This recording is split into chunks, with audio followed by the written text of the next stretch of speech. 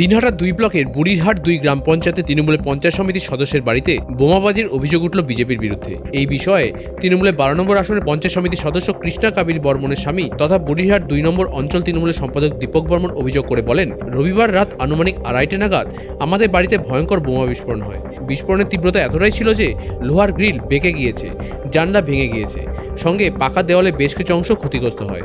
তবে পরিবারের কোনো সদস্যের ক্ষয়ক্ষতি হয়নি।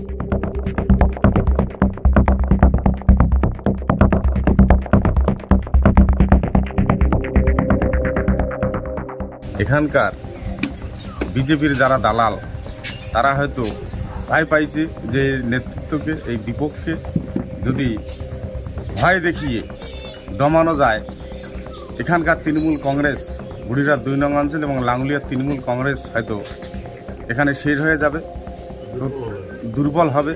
তো তাদেরকে আমি বলতে চাই যে তৃণমূল কংগ্রেস এত ঠুনকো নয়, 2-1টা বোম দিয়ে তৃণমূল কংগ্রেসের নেতৃত্বকে, তৃণমূলকে দমানো যাবে। যদিও এই অভিযোগ অস্বীকার করেছে বিজেপির মণ্ডল সভাপতি প্রদীপ বর্মন বলেন, তৃণমূলের গোষ্ঠী কোন্দলের জেরেই এই বোমাবাজির ঘটনা ঘটেছে।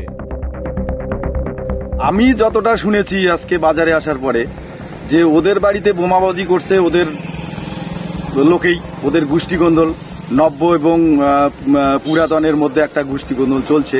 পঞ্চায়েত প্রধান কার দখলে থাকবে সেই নিয়ে ওদের গোষ্ঠী কোন্দল চলছে। এটা ওদেরই কাজ, এটা সম্পূর্ণভাবে বিজেপির উপর দোষারোপ করা হচ্ছে।